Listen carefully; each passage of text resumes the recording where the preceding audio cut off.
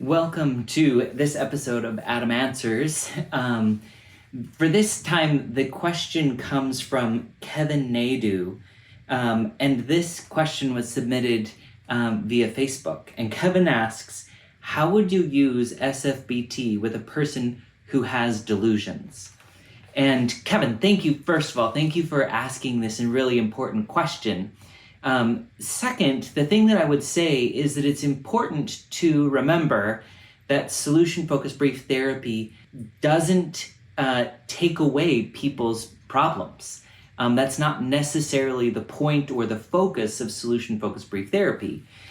So the goal of solution-focused brief therapy would not necessarily be to eliminate someone's delusions.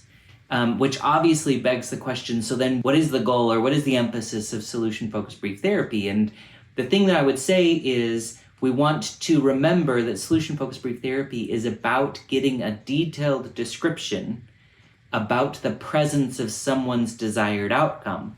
So I could imagine that somebody coming in who was experiencing delusions, if they came in and I said, what are your best hopes from this process? They may say something like, I want to stop having delusions, or I want to stop feeling paranoid, or whatever it is.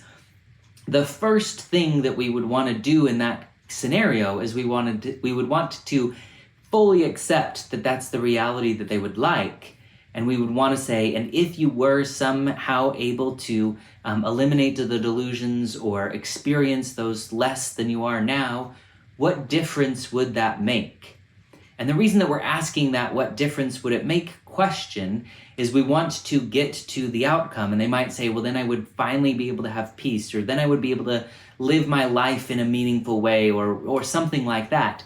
Now we're talking about the presence of something. We're talking about living with a meaningful life, or having peace, or having a sense of purpose. And now what we can do is that we can move forward, and we can put that desired outcome into the diamond, right? We could put it into the past, and we could say, when have you had the most peace in your life before? Or when have you been able to feel like you've been able to move forward with confidence before? And we could take it back there. Or we could say, suppose tomorrow you wake up and you're the kind of person who has peace, maybe in the presence of these delusions, maybe not. But somehow, whether or not you are experiencing these things, you experience also a presence of peace. What would be different for you? So we want to fully acknowledge that their experience might be difficult, it's a hardship for them, but we also want to acknowledge that they could be going through that while also being in the presence of peace. And so I think that's one thing that we want to do. The other thing that I think that's really relevant around not taking away people's problems, we all have different challenges to go through, right? Not all of us have delusions, but some of us have other physical ailments, or some of us have mental anguish, or some of us have, all kinds of things that might come up. And those experiences that we go through actually also contribute to us becoming the very best, or the very strongest, or the most resilient version of ourselves.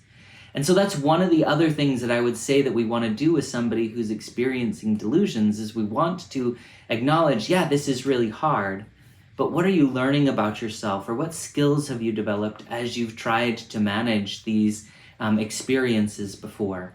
We want to focus on what they're becoming in the face of difficulty, and in this case, in the face of delusions. We also want to focus on their resilience. When things get particularly difficult, how is it that you manage? How is it that you cope? But also, when things kind of smooth out, even just a little bit, how do you rebound from these moments that are particularly difficult? And so that's one of the things that I would also say is we don't want to think about delusions as something that is the totality of their experience, and we don't want to think about it as just something negative. We want to think about it as something that's teaching them how to be resilient or resourceful. And we can really spend some time talking about that as well. So those are some of the things that I think I would mention or think about as we talk about how to do solution-focused brief therapy with people who are experiencing delusions. Remembering wholly that the problem may have nothing to do with their desired outcome. And really what our job is to do is to not take away their problem, but to say, in spite of the problem or because of the problem, what are you becoming? How are you managing? How are you coping? And you'll be amazed at all of the things that our clients can come up with. So hopefully that's helpful. Thanks again for a great question. If any of you have thoughts or questions that you want to send my way, I'd be happy to get them, and I'll address them in future videos. So thanks again.